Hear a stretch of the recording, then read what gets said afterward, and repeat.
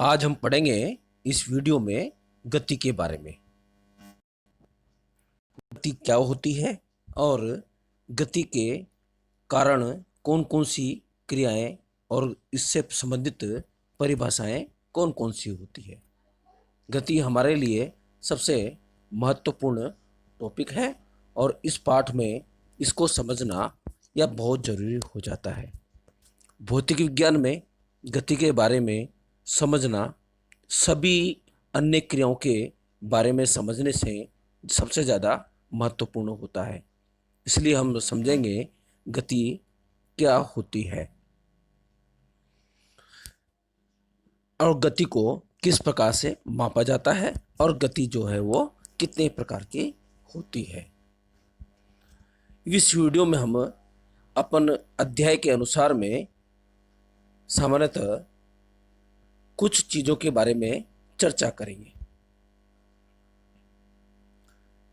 गति की क्या परिभाषा होती है और गति क्या होती है और सरल रेखीय गति किसे कहते हैं और वस्तु की स्थिति के बारे में भी अध्ययन करेंगे। सबसे पहले हम आते हैं गति क्या होती है।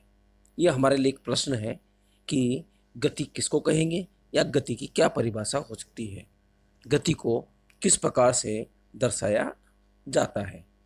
सामान्यतः हम कहते हैं कि कोई वस्तु यदि चल रही है तो वह गतिज अवस्था में है और यदि वह नहीं चल रही है तो स्थिर अवस्था में है। जिस प्रकार से आप क्लास में बैठे हुए हैं अर्थात आप स्थिर अवस्था में हैं। लेकिन जब आप अपने घर से आए होंगे तो जब घर से आए होंगे तो आप किसी न किसी प्रकार से स्कूल में आए होंगे, साइकिल के द्वारा आए होंगे, मोटरसाइकिल के द्वारा आए होंगे, ऑटो रिक्शा में आए होंगे, पैदल चल कर के आए होंगे, अर्थात अन्य किसी भी ट्रांसपोर्ट के द्वारा आप आए हैं, अर्थात आप उस समय गति में थे। तो जब हम बैठे हुए हैं एक स्थान पर हैं अर्थात हम स्थिर अवस्था में हैं। जब हम चलते हैं किसी भी माध्यम के द्वारा तब हम गतिज अवस्था में हैं। तो आपको समझ में आ गया होगा गति क्या है। फिर प्रश्न ये आता है कि हमें गति के बारे में क्यों अध्ययन करना चाहिए, गति में ऐसा क्या है या इतना महत्वपूर्ण यह बिंदु क्यों होता है।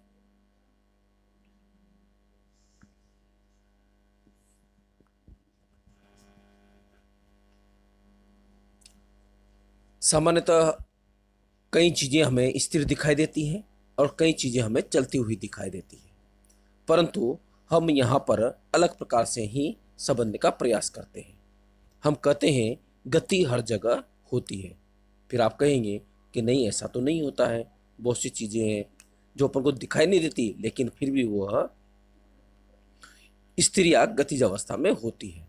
जिस प्रकार से सौरमंडल में सूर्य मध्य में होता है और जो ग्रह होते हैं वो उसके चारों ओर चक्कर लगाते रहते हैं। इसी प्रकार से हम देखें तो पृथ्वी के चारों ओर चंद्रमा अर्थात हमारा उपग्रह लगातार चक्कर लगाता रहता है, जबकि पृथ्वी भी लगातार सूर्य के चारों ओर चक्कर लगाती रहती है। अर्थात चंद्रमा भी चलायमान है या गति कर रहा है जबकि पृथ्वी भी गति कर रही है। समुद्रों में जो पानी होता है लहरों के साथ में लहरें चलती रहती हैं, हवाएं चलती रहती हैं, तो हवाओं के साथ साथ में पौधों के जो पत्ते होते हैं उनकी भी गति बनी हुई रहती है, वो भी लगातार गतिज अवस्था में रहा करती हैं। हमने वायुयान को उड़ते हुए देखा है, हमने रेलगाड़ी को चलते हुए देखा है। इन सबके में हमें गति दिखाई देती है, अर्थात यह एक स्थान से दूसरे स्थान पर चलती है। हमें अपने घर में पंखे की गति को देखा होगा, घड़ी में जो सुइयां होती हैं वो लगातार गति करती रहती हैं, अर्थात इन सब में गति होती है। फिर प्रश्न उठता है कि एक दीवार है, दीवार तो अपनी जगह खड़ी रहती है, इसमें तो गति होनी ही नहीं चाहिए, परंतु इसमें भी गति मौजूद है। कैसे? तो यह जो दीवार है वो ईंटों की बनी हुई है और जैसा अपन ने कहा कि कोई भी पदार्थ होता है उसके अंदर में छोटे छोटे कण होते हैं, उन कणों के में परमाणु होते हैं और परमाणु में इलेक्ट्रॉन, प्रोटॉन और न्यूट्रॉन जैसे कण होते हैं जो लगातार गति करते रहते हैं। इसी प्रकार से ईंट भी जो है वो एक पदार्थ की बनी हुई है और ईंटों के जो कण होते हैं उन कणों में भी लगातार कई प्रकार की गति होती रहती है। तो इस प्रकार हम कह सकते हैं कि ईंट तो स्थिर अवस्था में है, लेकिन उसके अंदर जो मौजूद कण है वो लगातार गति कर रहे हैं। तो इस प्रकार हम देखते हैं कि दुनिया में प्रत्येक वस्तु किसी न किसी प्रकार से चलायमान होती है, अर्थात गतिज अवस्था में होती है। अब हम बात करते हैं सरलरेखीय गति की। सरलरेखीय गति क्या होती है? एक तरह से जितनी भी गतियां होती है उनमें सबसे सरल प्रकार की जो गति होती है वो सरलरेखीय गति होती है। कोई वस्तु यदि सीधी रेखा में गति करती है तो उसे हम सरलरेखीय गति कहते हैं। जैसे रोड पर हम गति करते हैं, लेकिन रोड यदि टेढ़ा मेढ़ा है, ऊपर नीचे होता है, तो फिर वह सरलरेखीय गति नहीं होती, उसकी गणना अलग प्रकार से करनी होती है। अभी इसमें हम केवल सरलरेखीय गति के बारे में ही चर्चा करेंगे।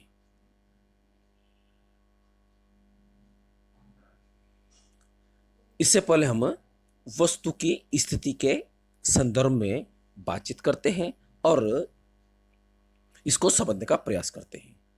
वस्तु की स्थिति किसी वस्तु का स्थान दर्शाती है। जैसे घर अपना होता है या कई व्यक्ति हम खड़े होते हैं। अब स्थान को समझने के लिए थोड़ा सा उदाहरण अपन लेते हैं। माना कि कोई व्यक्ति हमें मोबाइल पर फोन करके पूछता है कि आपका घर कहाँ है, तो आप बोलते हैं कि ये हमारा घर जो है वो 5 किलोमीटर की दूरी पर है। फिर प्रश्न उठता है कि 5 किलोमीटर की दूरी पर कहाँ से है? तो वो आपसे फिर पूछेगा कि आपका घर 5 किलोमीटर दूरी पर तो है, लेकिन कहाँ से है? फिर आप बताएंगे रेलवे स्टेशन से है या एरोड्राम से है या कहीं शॉपिंग मॉल से है या कोई अन्य जगह से है। तब उसके मन में आता है कि हाँ, रेलवे स्टेशन से या एरोड्राम से या कोई शॉपिंग मॉल से जो है वो 5 किलोमीटर की दूरी पर है। फिर प्रश्न खड़ा होता है कि वहाँ से है तो सही, पर 5 किलोमीटर कौन सी दिशा में है, या किधर की तरफ जाना पड़ेगा, या दाएं जाना पड़ेगा या बाएं जाना पड़ेगा या पीछे जाना पड़ेगा। फिर वो फोन करके आपसे पूछता है कि किस दिशा में है। फिर आप उसको दिशा दिखाते हैं कि हाँ, दाएं जाना है या बाएं जाना है या उत्तर में जाना है या दक्षिण में जाना है या पीछे जाना है। तब फिर वह व्यक्ति जो है आपके बताए गए दिशा के अनुसार में और वो 5 किलोमीटर चल करके आपके घर पर पहुंच जाता है। अर्थात जो वस्तु की स्थिति है उसको बताने के लिए दो बातें सामने आई। एक तो दिशा बतानी पड़ी और एक साथ में आपको कितनी दूरी पर यह दिखाना पड़ा। दूरी का मतलब एक परिमाण दिखाना पड़ा। तो दो चीजें, एक तो दिशा और एक परिमाण। किसी भी वस्तु की स्थिति को दिखाने के लिए दो घटकों की आवश्यकता होती है। एक तो दिशा की और दूसरा उसका परिमाण होता है। इसी आधार पर यह कह सकते हैं हम कि किसी वस्तु की स्थिति को बताने के लिए किसी एक निर्देश बिंदु की आवश्यकता होती है, जिसे अपन मूल बिंदु कहा जाता है। जिसे अपने कहा था एरोड्राम से या रेलवे स्टेशन से या शॉपिंग मॉल से।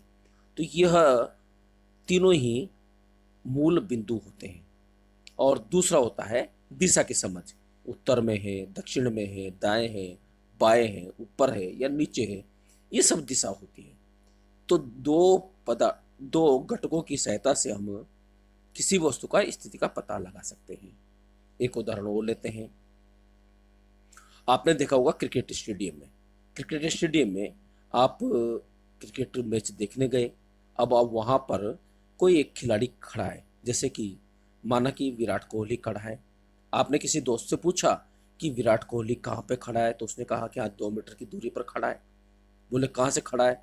तो फिर आप कहेंगे, बोले नहीं, जो क्रीज है या पिच है, वो पिच से जो है वो 2 किलोमीटर की दूरी पर खड़ा है।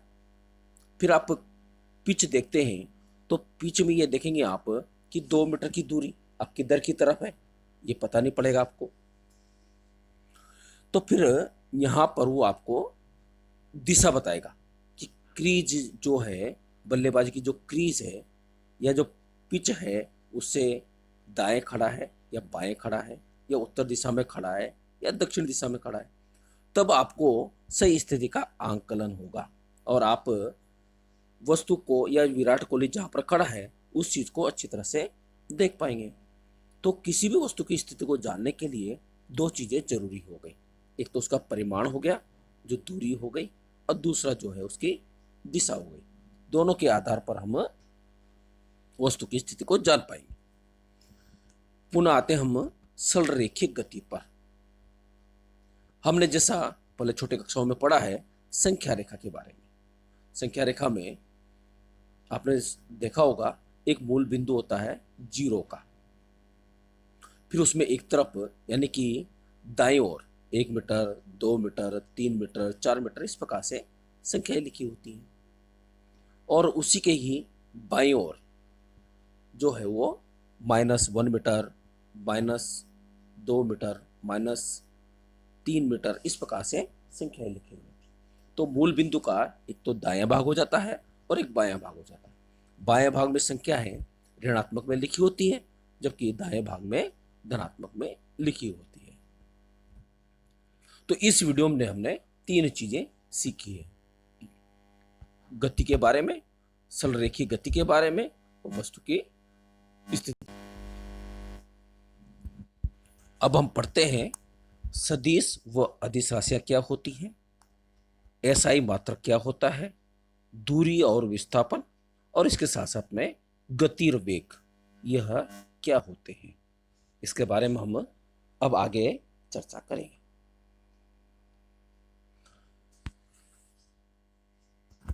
हम अभी पढ़ के आए थे सरल रेखीय गति के बारे में।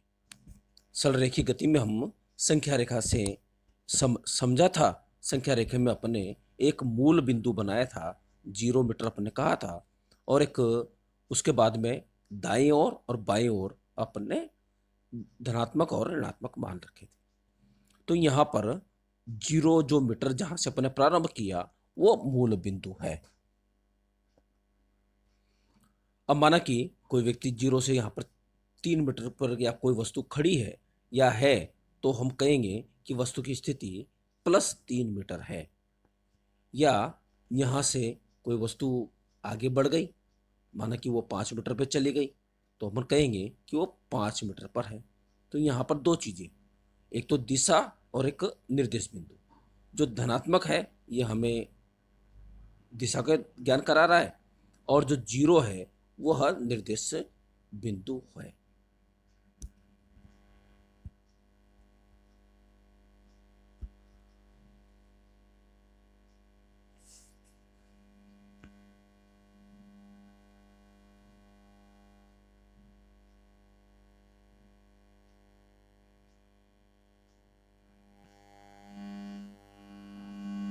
तो यहाँ पर जो धनात्मक का मतलब हो गया कि यह दाईं ओर है, और दूसरा जो मूल बिंदु है वह यहाँ पर निर्देश बिंदु हो जाता है।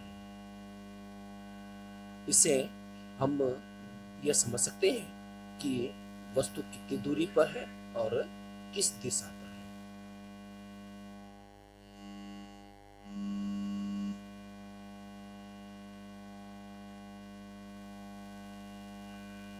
जिस प्रकार से ये 5 मीटर पर बताई गई है, तो 5 मीटर का मतलब हो गया कि वस्तु की स्थिति +5 मीटर पर मौजूद है।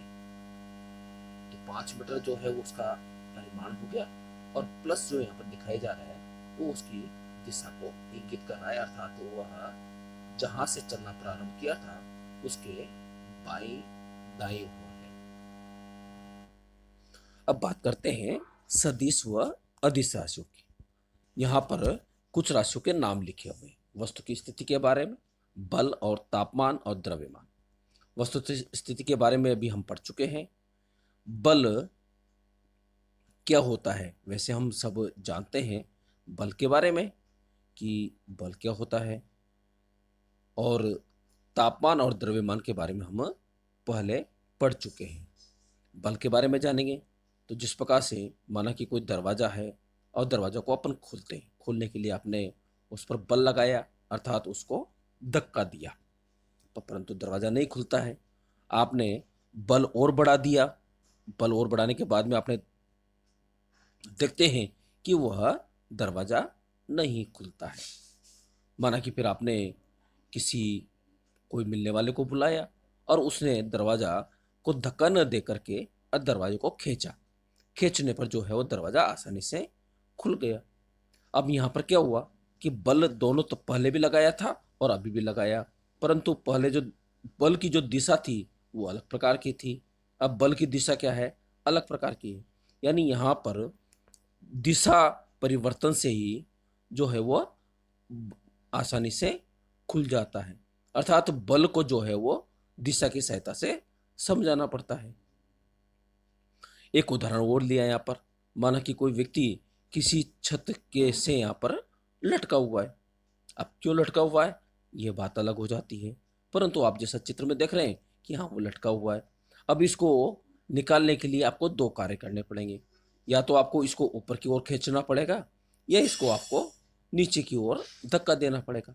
दो दिशाएं। अब नीचे धक्का देते हैं तो ये नीचे गिर जाएगा, और यदि आप ऊपर की ओर खींचते हैं तो ये आसानी से बच जाएगा। दोनों में निर्णय आपको ही करना है, परंतु हम ये कह सकते हैं कि बल जो है वो अलग अलग दिशाओं में लगाया जा रहा है। यहाँ पर देखें, अब तापमान में कभी ऐसा नहीं होता है कि यहाँ तापमान ऊपर हो जाता है तो तापमान नीचे हो जाता है। ऊपर नीचे कभी नहीं कहा जा सकता। द्रव्यमान में भी कभी इसको दिशा का ज्ञान यहाँ पर नहीं दिया जाता कि यहाँ ऊपर की ओर है या नीचे की ओर है, 1 किलोग्राम ऊपर की ओर, 1 किलोग्राम नीचे की ओर, ऐसा कभी नहीं कहा जाता है। तो तापमान और द्रव्यमान में दिशा की कोई आवश्यकता नहीं होती है, जबकि वस्तु की स्थिति और बल दोनों में जो है वो दिशा की भी आवश्यकता होती है। तो इस आधार पर हम सदिश व अदिश राशियों की परिभाषा तय करेंगे। तो सदिश राशियां वो होती हैं जिनके साथ में दिशा भी जुड़ी हुई होती है, अर्थात परिमाण के साथ साथ दिशा भी होती है, जिसे वस्तु की स्थिति और बल है। अदिश वह है जिसके साथ में केवल परिमाण होता है, दिशा साथ में नहीं जोड़ी जा सकती। जिस प्रकार तापमान है, द्रव्यमान है, अन्य प्रकार की और कई राशियां होती हैं जिसको हम पढ़ते जाएंगे और समझते हुए चले जाएंगे। अब बात करते हैं मात्रक। किसी भी वस्तु की के परिमाण की जो मात्रा होती है वह मात्रक की सहायता से दर्शाई जाती है। बिना मात्रक के उसका कोई संदर्भ या कोई अर्थ नहीं होता है। अर्थात यह एक मानक होता है जिसके संदर्भ में किसी भी भौतिक मात्रा को मापा जा सकता है। जैसे माना कि लंबाई को मापने के लिए, अपने लंबाई को मापने के लिए सामान्य रूप से हाथों का उपयोग किया जाता था। अब किसी का हाथ तो बड़ा होता है, किसी का हाथ छोटा होता है, तो वहां पर सही प्रकार से मापन नहीं होता। परंतु यदि स्केल की सहायता से अपन नापते हैं, और जैसे यहाँ पर दिखाया गया है, दो व्यक्तियों का मापन 5 मीटर 5 इंच है, दूसरे का भी 5 मीटर 5 इंच है। आप ये कह सकते हैं कि दोनों का जो नाप है वह समान प्रकार का है। यानी यहाँ पर स्केल की सहायता से अपन ने उसको एग्जैक्टली या व्यवस्थित रूप से नापा है, जबकि यदि हाथों की सहायता से नापते तो अपन नाप नहीं पाते। दूसरा उदाहरण, जिस प्रकार से कोई व्यक्ति है, इसने अपनी मशीन में अपना वजन किया, वजन करने पर वह 125 किलोग्राम वह दर्शाती है। अब 125 किलोग्राम दर्शाने का अर्थ हो गया कि इसका वजन जो है बहुत ज़्यादा है, परंतु वह यह कहे कि केवल वजन 125 ही है, तो शायद आप समझ नहीं पाएंगे कि 125 किस में है, ग्राम में है या किलोग्राम में। लेकिन जब आप इसको केजी लगा देते हैं तो हर कोई समझ जाता है कि हाँ यह किलोग्राम में है और आपका वजन बहुत ज़्यादा है। फिर बात आती है कि विश्व के अंदर में बहुत सारे देश हैं, वहाँ पर जो है इसको कई प्रकार से नापा जा सकता है। किलोग्राम है, ग्राम है, एलबी है, टन है, ओंस है, या अन्य प्रकार के और कोई मात्रक भी हो सकते हैं। जब आप एक देश से जब दूसरे देश में जाते हैं तो वहाँ पर ये आपको दिक्कत आ सकती है। जब दिक्कत आएगी तो आप एक द्रव्यमान को दूसरे द्रव्यमान में कन्वर्ट करेंगे, और हर देशों में जाएंगे तो सब जगह क्या होगा, आप कन्वर्ट करते रहेंगे। तो इस मुसीबत से छुटकारा पाने के लिए पूरी दुनिया में एक विशेष मात्रक बनाया गया जिसको अपन एसआई मात्रक कहते हैं। एसआई मात्रक वह मात्रक है जो सामान्यतः पूरी दुनिया में एक जैसे होते हैं। जैसे लंबाई के लिए मीटर होता है, द्रव्यमान के लिए किलोग्राम होता है, समय के लिए सेकंड होता है। तो यह जो मात्रक है, इनको कन्वर्ट करने की जो प्रॉब्लम है, इससे हमें छुटकारा मिल जाता है। पूरी दुनिया में एक जैसे ही मात्रक होते हैं।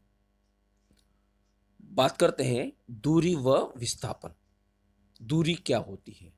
वास्तविक पथ जो किसी वस्तु के द्वारा तय किया जाता है, उसे हम दूरी कहते हैं। जिस प्रकार से यहाँ पर 0 से 3 मीटर चला, फिर 2 मीटर चला और फिर वापस आया, वो 3 मीटर चला। कुल मिलाकर के उसने जो वास्तविक जो पथ है वो 3, 2 और 3 यानी कुल मिला के 8 मीटर जो है वो उसने तय कर लिया। बट मीन्स दूरी हो गई। विस्थापन प्रारंभिक व अंतिम बिंदु के बीच की न्यूनतम दूरी जो होती है उसे विस्थापन कहते हैं। जैसे यहाँ पर चित्र में दिखाया गया, मूल बिंदु से और जो अंतिम बिंदु है वो 2 मीटर पर है, तो यहाँ पर विस्थापन जो है वो 2 मीटर है।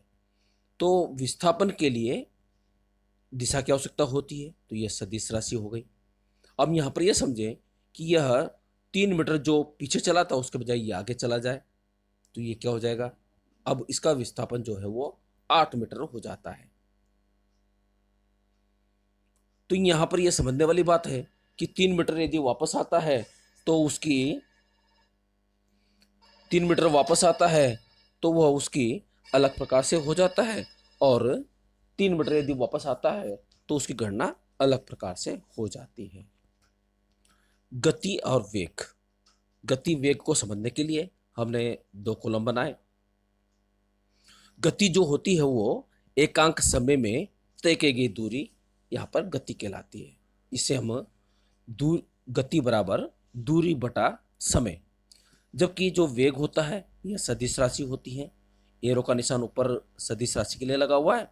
यह विस्थापन की दर जो होती है वह वेग कहलाती है।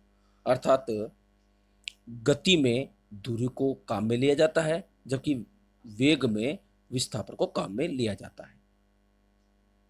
गति जो है यह अदिश राशि है। क्यों है? क्योंकि दूरी भी अदिश राशि और समय भी अदिश राशि है। जबकि वेग जो है वो सदिश राशि है। क्यों है? क्योंकि यहाँ पर विस्थापन जो है वो सदिश राशि होता है।